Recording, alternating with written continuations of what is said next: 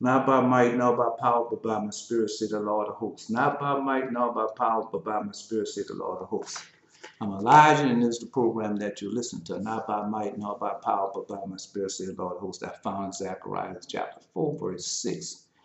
But tell you read Zechariah chapter 4, verses 4 through 6. Also, book of Haggai, because he told, Lord God told Zerubbabel that he was going to use him as a signet. And so you should know about the signet, what is the signet by now. And also you should understand what the 300 mean. So get your 300 copies, give them out, and it's going to truly bless you. It's going to bless you. So then I dreamed all night, but couldn't remember one dream, not one dream could I ever remember. So I told you when those things going on, conflict, a lot of conflict going on, people preparing the things that which they're gonna do. That's not of the Lord God. You're gonna see, why something gonna break out all of a sudden. You're gonna say, man, that's how usually when I don't dream. Then the next dream I have usually be about some type of conflict or some type of war that's going on. That's pretty serious. That's gonna change everything.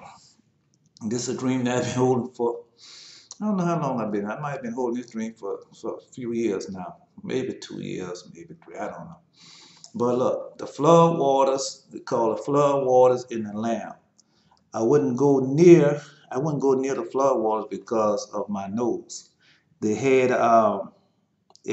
this man and his son. The son was being a child, doing what children do. Uh, so the father told the son um, to put the lamb outside. 'Cause there was a child was in there doing was playing with his lamb, and so the father told him, "Say, man, said, put the lamb outside." So he did. So he was dead. The father was sitting down at his desk. Now it was in the old setting, like they have the roller type desk, and it sit up higher than the floor, and they walk up to that desk. So that's where the father was at, and the child was down on the ground level, and he was like, well, he wasn't sitting up that high. It might have been sitting up like maybe 2 feet off it's on a platform, maybe 2 feet off the ground, and it was brown roller type desk, and the father was just sitting down there and like taking care of his books and doing business, taking care of his books, recording records. I don't know what he was doing, but anyway, he was sitting down at the desk. So the son was just playing with the lamb, and he told the son, take the lamb and put him outside. So he did. The little boy, just tell you exactly what's happening in the dream. So the little boy put on his little clothes and everything, had the lamb with him, and so he took the lamb outside. I want to say the lamb was black. So he was sitting down and took the lamb outside. And the son went back. The son went back. So he did. He was sitting down at his desk. The son went back outside and came back inside screaming. That's what he did. So when the son went outside for a few seconds and came back, I don't know, he stayed outside a good minute. He came back and he was screaming and hollering. And he was screaming and hollering about how he saw the lamb get killed. That was screaming how he saw the lamb get killed. So that was it. That was a dream. Yeah. Uh, so I've been holding that dream for a long time because I know what that dream means. I know exactly what it means. So as the Lord God give me another dream, I'll tell it to you. But that's the dream that I had about the lamb getting killed. It's a very important dream. So let's go. Of course, I had to listen to. Yesterday was Sunday, the first day of the week when they speak all them lies and all the seducing spirits be out there to deceive you. Yeah, that was the Catholic Church and them got together. That's what they did. They put those things together to what? To deceive you, to make you proselyte. That's you should know that by now. That was Jesus told you that. So, and then you know that you're in the time of the tribulation of the false prophets. That's the tribulation that you're in now. So I was listening to the World of Faith, Pastor Bonner. I told you, if you want to listen to all them demons and all those different things, turn to Daystar, that demon network. I told you where you find that out. You find that in, when you want to know about Daystar, go to this book right here, The Testament of Solomon, and it tells you about Daystar. It does. It tells you what that is. Now, whether they know it or not, I think they do. I think that they do. But that's a demon network. Now you say, why do I watch it? Because I look and see what the demons are doing, who they are, who going along with them, what's their next move, and how they're doing. So you look at that network, just like they try to put off this it's supernatural, try to water down Jesus from being a God, from being the Son of God, until just a man that has supernatural powers. That's what they was trying to do, but it didn't work. It didn't work because Jesus is God. There's no such thing as supernatural. So when Jesus came here, that's what he was doing, supernatural thing, or he was doing a natural thing for God to do.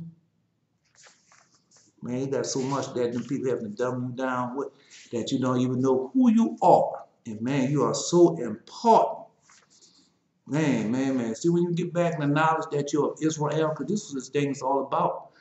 So you won't know who you are. This was it's all about, to make sure that you don't know that you are Israel, God's chosen people, with a certain type of power.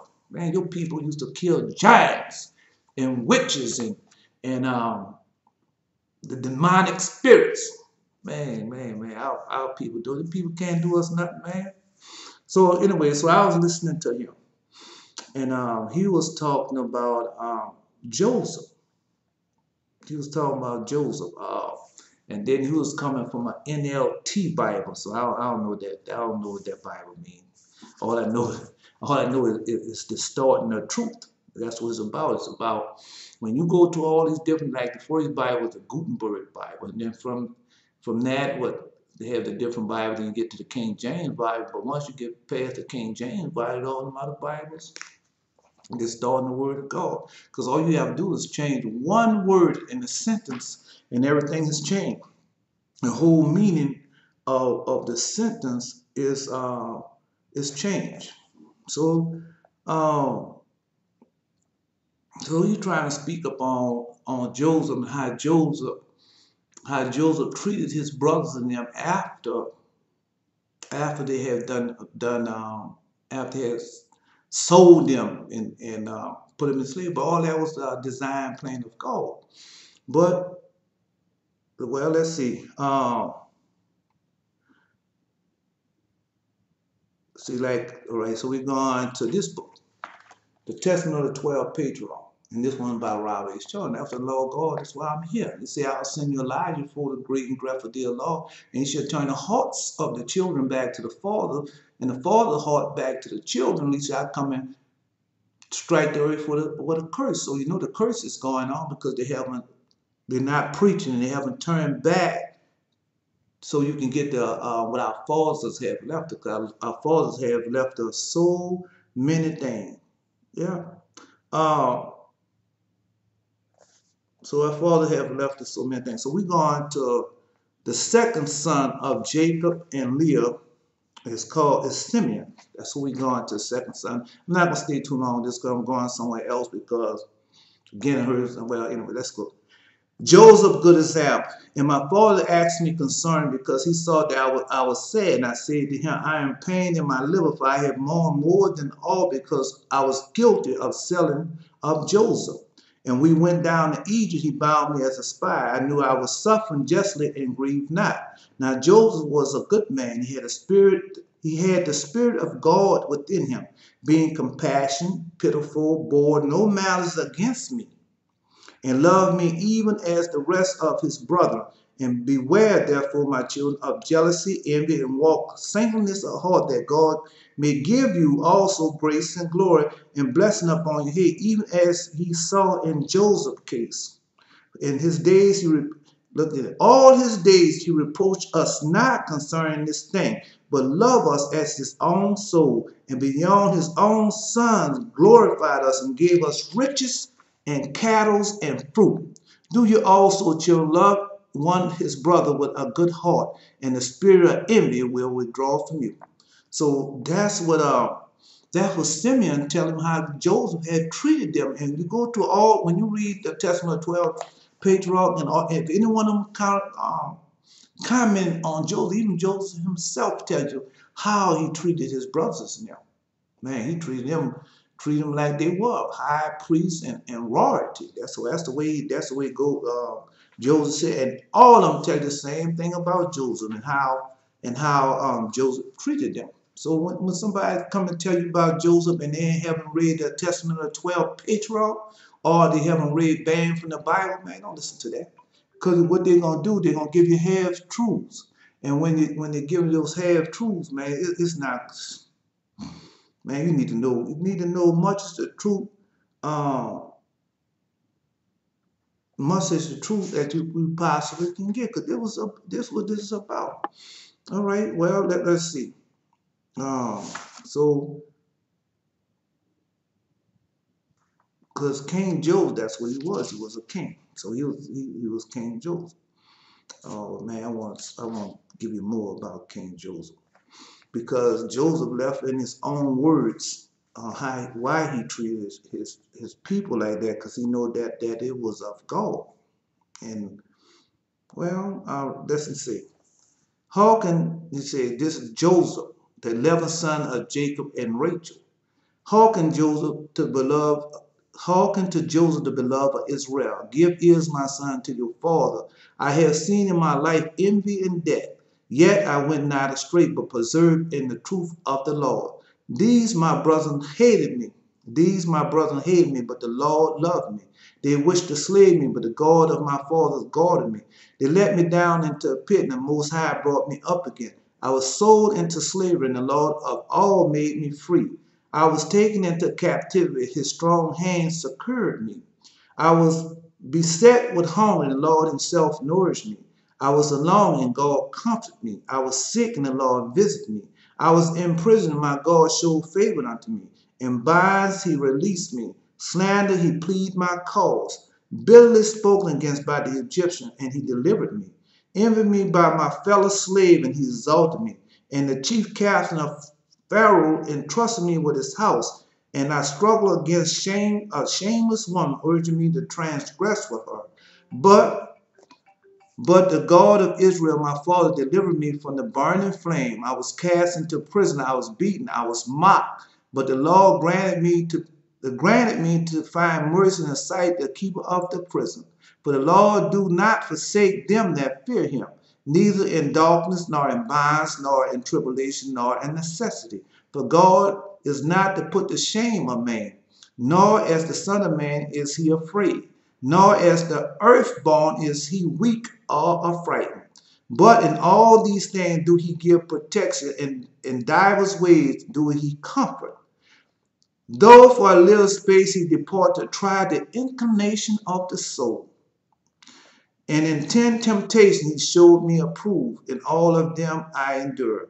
For endurance is a mighty charm, and patience giveth many good things. So then you go into the other things that what he did. But also it tells you now how he loved his brothers more than his children himself. And everything that his brothers and them needed, he made his children them go bring it to him and give them in much more abundance of it. Well, I mean, that's what King Joseph did. So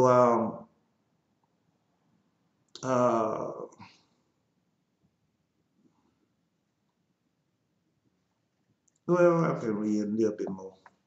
We go to Joseph's exaltation to his son. Ye see, therefore, my children, yet what great things I endured, that I should not put my brethren to shame.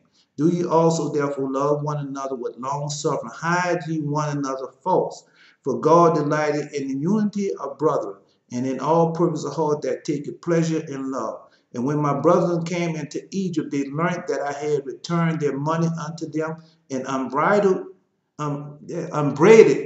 You see, unbraided them not, nor and not, and comfort them. And after the death of Jacob my father, I loved them more abundantly, and all things whatsoever he commanded, I did very abundantly for them. And I suffered them not to be afflicted, even in the smallest matter. And all that is in my hand I gave unto them. And their children were my children, and my children as their servants. See, that was it. And their life was my life, and all their suffering was my suffering. And all their sickness was my infirmity. My lane was their lane, and their counsel my counsel. And I exalted not myself among them in arrogance because of my worldly glory, but I was among them as one of the least. And that's when he just go on and tell them what to do. So when these pastors, so that was Dr. Bonner, that was called World of Faith Ministry. And so when these people and everything be telling you these things, man, these people don't know. And you just going right along and saying amen and shouting and everything. That's what the Lord God had to teach me and say the Lord God want the mercy of God more than the sacrifice. God want the knowledge of God more than the burnt offering unto God. And man, that's what they're doing. You're not teaching the truth, man. And you going down with them. Why are you going down with them? Tell you why you're going down with them. You're going down with them because you refuse. You refuse to humble yourself. You refuse to humble yourself and go and seek out these things. And seek out the knowledge of God. See, God, what's going to hurt you? You can read all these other books. The Joyce Myers book, T.D. Jakes books, and Clifford Dollar books, and Joel Osteen book, and Jim Hagee books, and you're reading all these different people books. And what is it getting you? It's not giving you, it brings you closer and closer. Bring you closer and closer to death, and bring you closer and closer to hell. All right, well, I'm just saying, I'm just telling you, there are people on the table with the daily bread and the Sunday school quarter and the Sabbath quarter, and you regurgitating the same thing for years and years and years and over again, and watching your body deteriorate and your mind deteriorate and all these things deteriorate. And all you got to do is do what? Read Deuteronomy chapter 28 and get back in the bonds of the forever covenant. And it's going to go well with you because you're under curse. And all those afflictions, all those things, you get rich and get educated and doing all these things, they're not helping you. And you just refuse. I'm going to have faith. Faith in what? You're not having faith in God. You're having faith in man and his pills and his drugs and all like that. Come on, bro. Come on, man. Well, so then I watch T.D. Jakes. He's in Kenya. And he want to talk about Moses. Man don't know nothing about Moses. And man, it hurts my heart for them to say these things and they have not seeked out. All right, this is the book. This book here. All these books and things the Lord God gave me. Because I didn't know nothing about these books. Why would I know something about these books when they don't want to teach you nothing? Why would I know? Lord God gave it to me. And here, this right here, see this? Banned for the Bible. It says Enoch, Jubilee, Hasher. Banned for the Bible. This one by Joseph Blocker. So let's see where Hasher come from. Now I'm gonna tell you just like the Lord God gave it to you. I told you this one before. I'll go there again because got a lot of people that are gonna see this video for the first time. Say, what is he talking about? It's not in the Bible. All right, well, let's see if it's in the Bible or not. So let's go. I told you it's found in two places. The first place that I found today was Joshua chapter 10, verse 13. Joshua chapter 10, verse 13. And that's what the Lord God gave it to me. And so when I was reading, he gave it to me just like this. And the sun stood still and the moon stayed until the people had avenged themselves upon their enemies. Is not this written in the book of Hasher, or you say Jasher, J-A-S-H-R? So the sun stood still in the midst of heaven and hasted not to go down about a whole day. Now, what do you say? Is this not written in the book of Hasher, J-S-H-R? So, there's the book. Now, you say, where else that is found in the Bible? Well, I think it's 1 Samuel chapter 1, verse 18. Let me see if that's what it is. 1 Samuel chapter 1, verse 18. 1 Samuel chapter 1, verse 18. Let's see, I want to see if that's it. No, it's not it. I guess it must be in 2 Samuel, chapter 1, verse 18. Let's see what it says. 2 Samuel, chapter 1, verse 18. All right, here it is. 2 Samuel, chapter 1, verse 18. Also, he bid them to teach the children of Judah to use the bow. Behold, it is written in the book of Jasher, Jasher. 2 Samuel, chapter 1, verse 18. But these people won't go read these books. Why? Because the pastor said, oh, you don't need that. And I heard truth. I heard Les Feldrick. Now, he's a very old man. I thought he was young, but he's a very old man. Hearing just about gone and everything. But anyway, so Les Feldrick told me, he said, man, I don't read those books that they mention in the Bible. I don't read them. Said there's no need for that. Okay, well, you go in on think there's no need for that. And how they are, they teach their people the same way. That's how they are. The way a man is, the way a man think, and they're teaching the people just like Pastor Bonnie. Look at his audience, see all the people that follow him look the same way. T.D. Jakes looking at all his people following look the same way. They think the same way because he had to program it. That seducing spirit have them taking them over. That seducing spirit try to get to me. And I just send his butt right back. I send his butt to the bottomless pit, the abyss. All right. All right. And then he's going to beg me to let him out. Let you out, bro. I'm not letting you out. But anyway, so let's go. Let's find out. Let's find out because that's the book we're going to. We're going to read about who? Moses. Yeah, because these people are teaching you about Moses and they don't know nothing about Moses. But also, when you read the book, you find out about you, who you are, where you came from. Who are your people? How long did you stay in slavery? How long was you in slavery in Egypt? How long you was in the captivity in Egypt? All these things, because these things gonna come about. Then the Lord God said, I'm gonna come and get you like before, like when you was in Egypt. And I don't even supposed to be going this route. I'm supposed to be going a whole different route, which I hope to get to it. But let me get to this first. Okay, so we know that Moses was coming to deliver his people. Say Moses, chapter 76, verse 5 to 11. Chapter 76. This is in the book of Jasher, Jasher, and this is from banned from the Bible.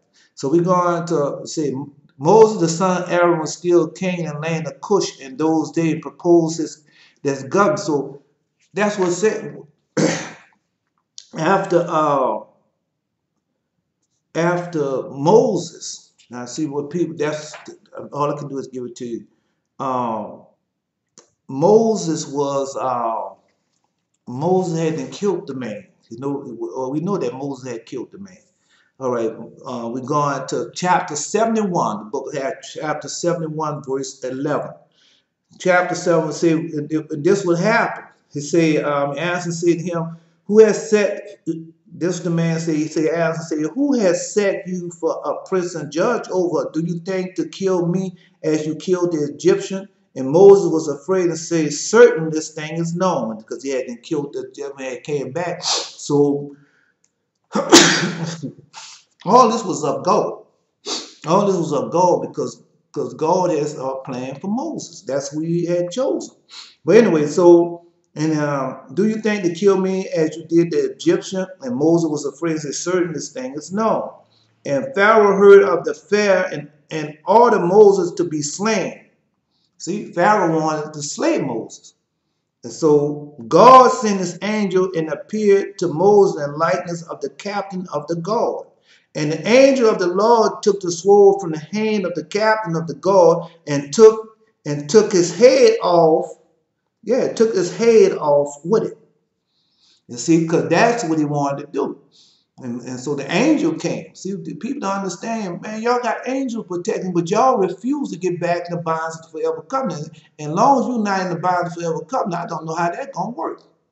All right, well, we'll see. But anyway, so the angel took the sword from the man and cut the captain's head off. All right, so that we know that. Now, this is in the book, this chapter 71, verse 11, this started at verse 8. Okay, so All right, so he took his head off.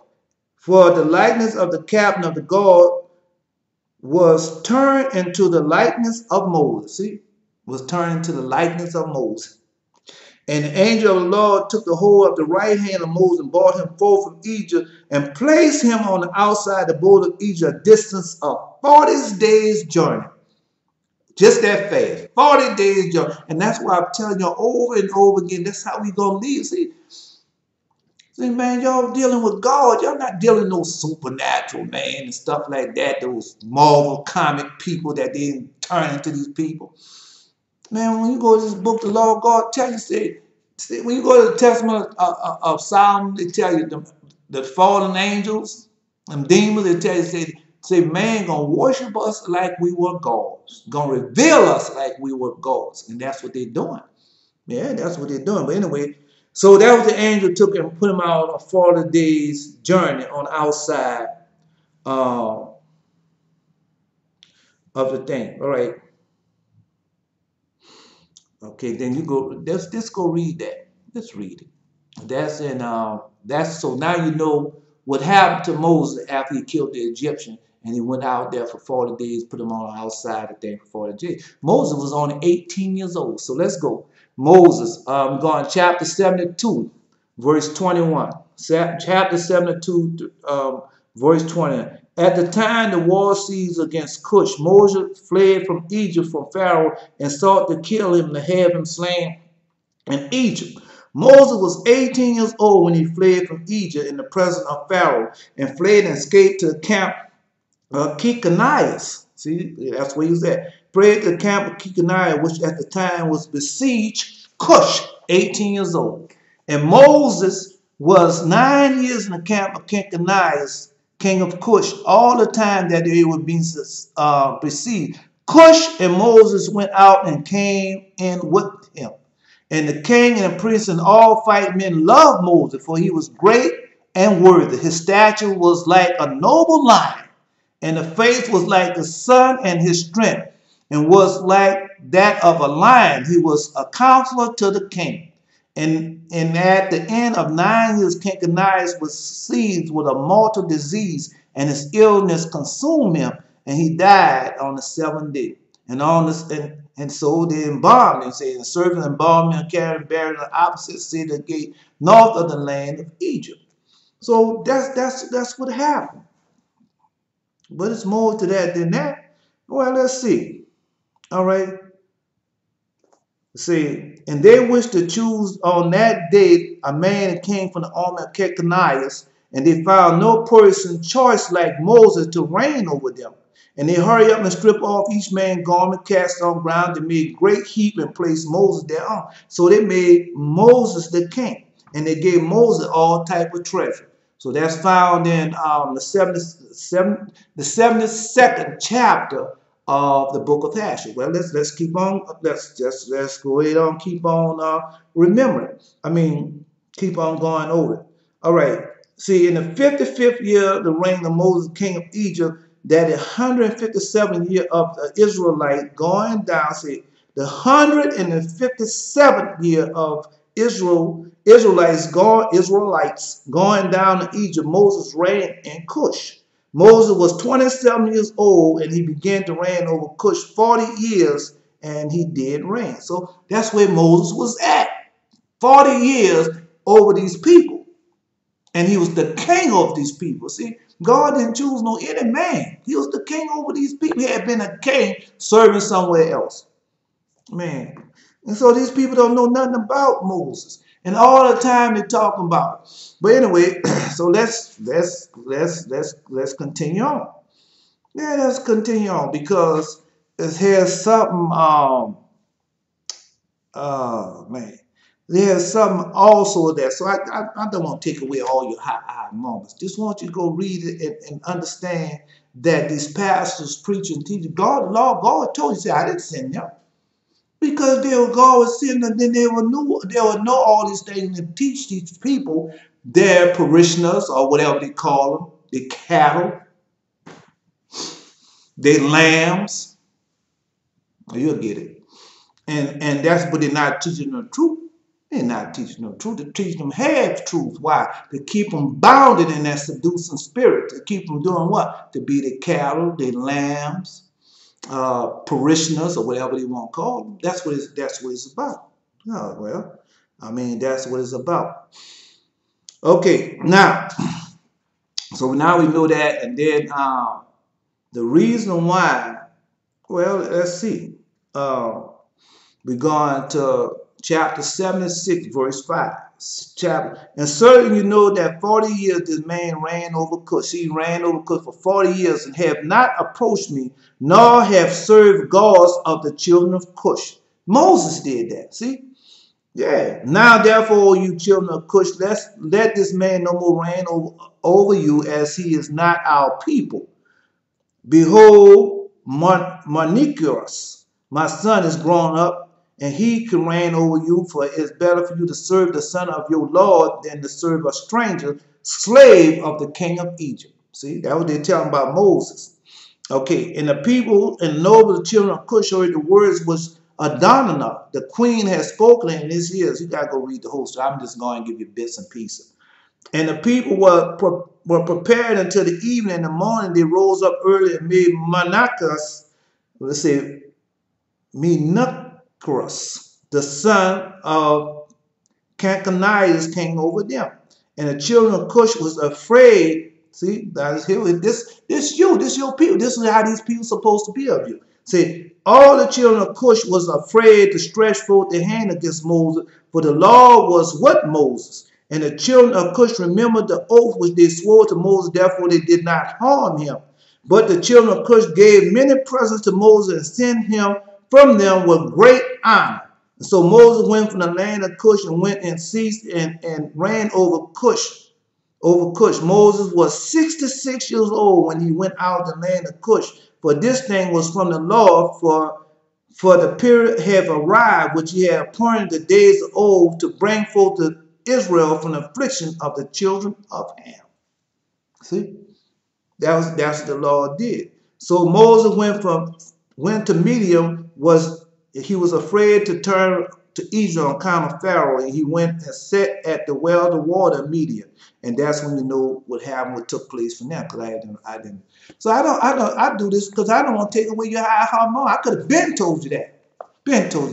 But you need to go read it and know it for yourself. And learn learn why these people been teaching these lies and have truth to you all these years. Man, all I can do is give it to you like the Lord God has given it to me. That's all I can do. That's all I can do. But like I tell people all the time, man. I don't want to take away your aha moments. I want you to go and learn it for yourself, know it for yourself. So when you go back to these Sunday school teachers and Sabbath school teachers and all these different teachers, and then these Bible, been teaching the same thing over, regurgitating the same thing over and over and over, and they pound them lies in. So when you get grown, you never went and seek that out now, and you just have taken his word, taking them lies for his word. Now those lies have become true, and you refuse to let it go. That's why the Lord God called you stubborn, stiff-necked, and rebellious. That's why he called you that, and it's the truth. Oh yeah, it's the truth. Well, let me finish this up, and then Lord God, Lord God didn't give me things, but it's the same old scriptures he gave me. Ezekiel chapter 20, Ezekiel chapter 34, and Ezekiel chapter 36. Those are for you. And see, when you go on this paper right here, not by might, nor by power, but by my spirit, say the Lord hosts. And you go down and you see Ezekiel chapter 36. Now, I tell you, always read Ezekiel chapter 36, Ezekiel chapter 13. So go in there and find out.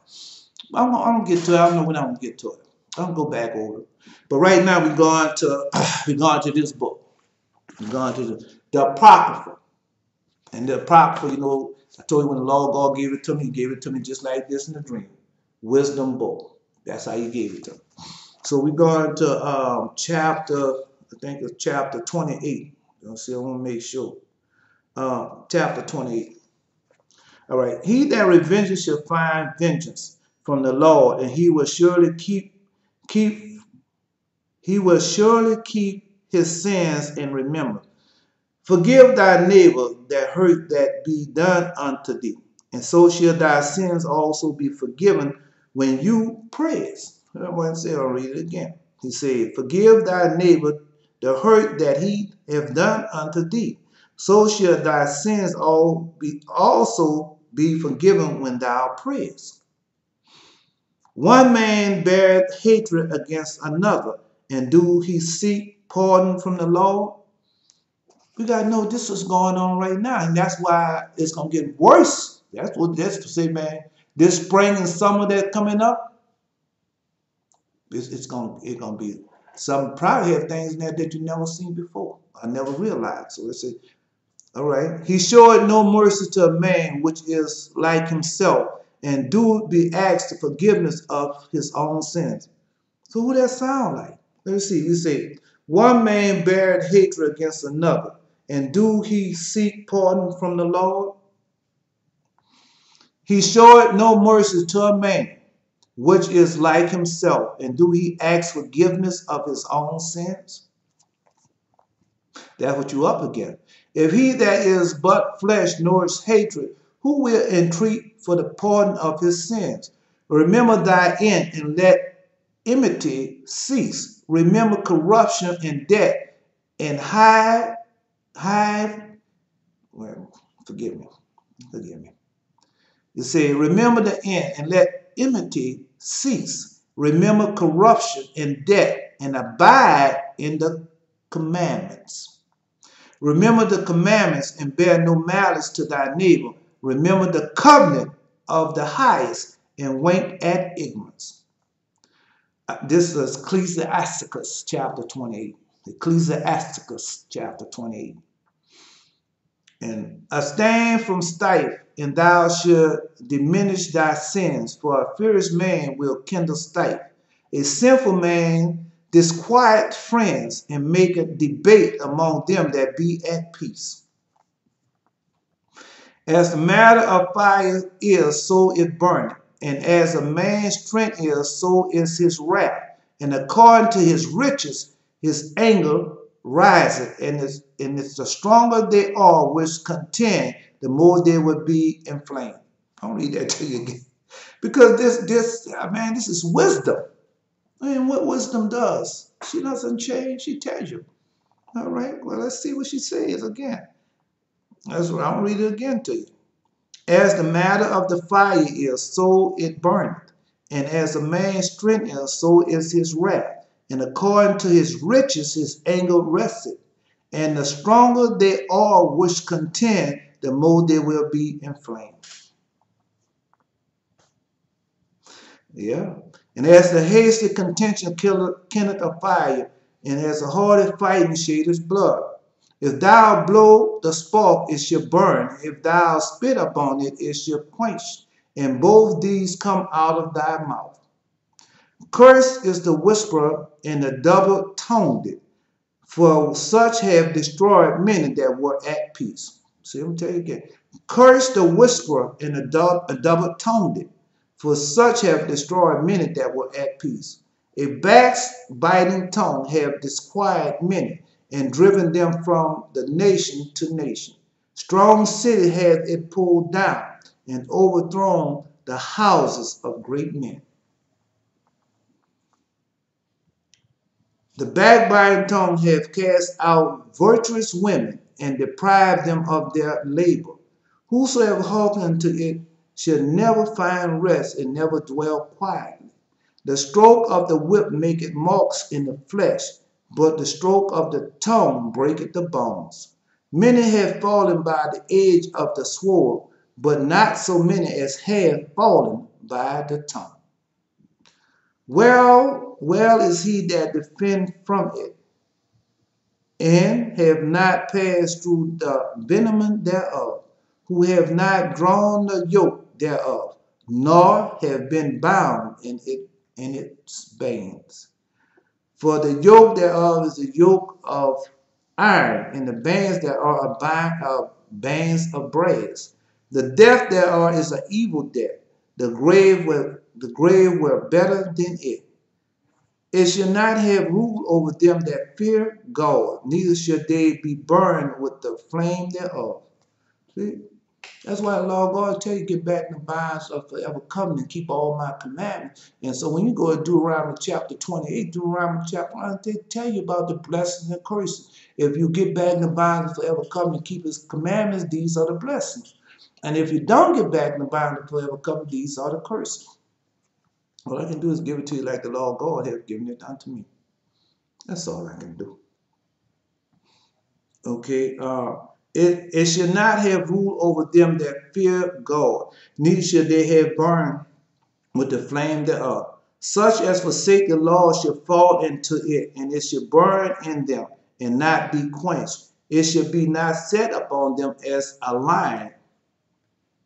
It shall be set upon them as a lion, and devour them as a leopard. I'm going to read that again. Such as forsake the law shall fall into it, and it shall burn in them, and not be quenched. It shall be set upon them as a lion, and to devour them as a leopard.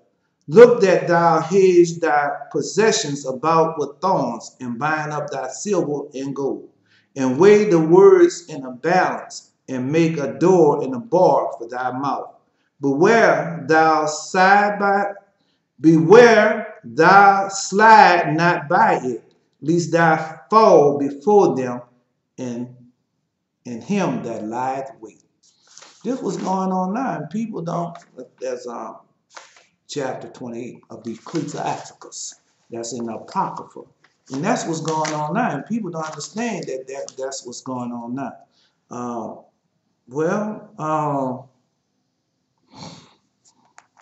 So all I can do is give it to you like the Lord God has given it unto me, and that's what's going on, bro. You think it's going well, but our people want to do everything, and you listen on the radios, televisions, and all these different things, and these people telling you to do everything but get back in the bonds forever covenant. The pastors, the preachers, the teachers, the lawyers, the doctors, and they have all these different things on television and all these different things, and all these things are for what? To keep you in bondage, to keep you committing what? Fornication. That's what something I should have read to you. Man, let me see if I can hurry up and read it to you about Moses. Because our people, Moses did not commit the greatest sin in Israel. He didn't do it. And that's why the law was with him. Just like our father Joseph. That's why the law was with father Joseph, because these men did not commit sin. It didn't. All right, well, let me read it to you. Because they'll tell you all these things about Moses. They'll tell you all these things about Moses, but they don't tell you what Moses really did. No, they don't. They don't tell you how Moses served God. They don't. And Moses really served God. All right, well, let me see. Let me see if I can find it now, because I sure had them lost it. Let me see if I can find it. I'll read it to you. Well, because let's see. Because Moses did what Moses always did what was God. Yeah. Okay.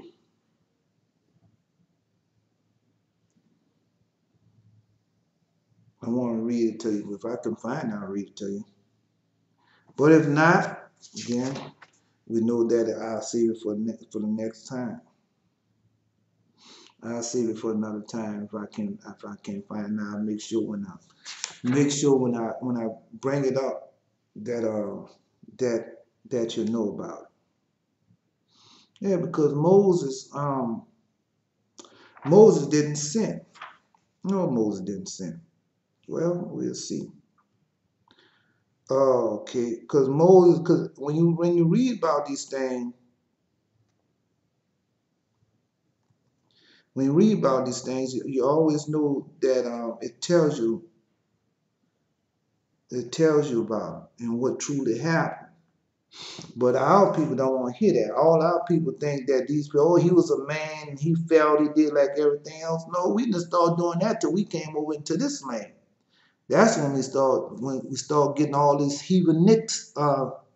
the heathenist ways. and that's when things start happening for us. That's when then we became as they are. We start committing fornication, adultery, and becoming whores and harlots and whoremongers. That's what happened to us. And so, and when we start doing that, well, God cannot change. So God had to punish us because those things weren't supposed to be found in all of Israel. But we did. That's what we did. Let me see. 78 and 8. Let me see. Well, I told you that he did that. That's Rebecca.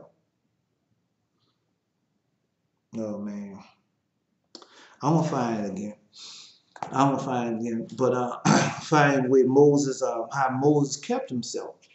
Yeah, Moses didn't commit fornication, adultery, and when he was with that woman, that's why the woman was mad because Moses was with them 40 years and he never touched her, and she was mad at that. Oh yeah, that's what she said.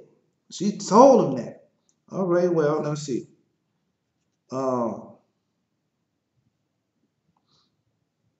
Moses was 40 years with her. He never touches, never touched that woman. See, here's what she said. Chapter 76, and we're going to in the verse 4, in Adonai the queen said to the king and prince that it was what you, the children of Cush, have done for this a long time. Certainly you know that for 40 years this man have reigned over Cush and has not approached me. See that? Has not approached me in 40 years, nor ye have served our gods and the children of Cush. Moses didn't do it. Moses did not touch that woman for 40 years. And when he left, God blessed him. God truly blessed him. He was 66 years old and still haven't touched a woman. That was Moses. And that's how our people live. But our people didn't start doing all that foolishness and filth till we stopped serving God. And that's why one of the reasons why God put us in service, because we broke that covenant. But anyway, I have dreams for you later. And I told that one dream about that lamb. That's a very important dream. That dream is very important. It's one of the most important dreams that you go. One of the most important. You're gonna hear more from it, but that's one of the most important dreams. That's why I held it for so long. Yeah, because by the time you figure it out, it might be too late. But hopefully, God put it on your mind and let you know what that dream really means. All right. But anyway, so this is not about might, nor about power, but by my spirit, say the Lord of hosts. And I'm Elijah. Until next time.